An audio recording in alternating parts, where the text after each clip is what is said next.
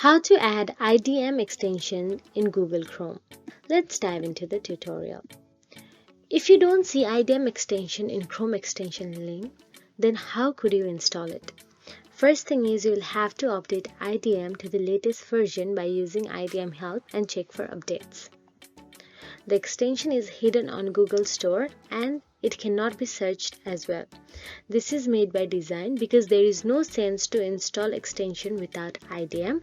Also, the extension should be installed automatically during IDM installation. So if you already added IDM extensions in Chrome, you need to configure it correctly.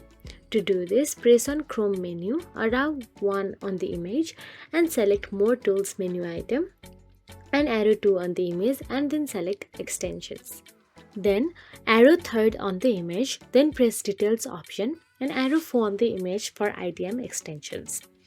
Now then check that IDM integration module extensions is enabled. So that is it. If you found this video helpful, please like, share and subscribe, and thank you so much for watching.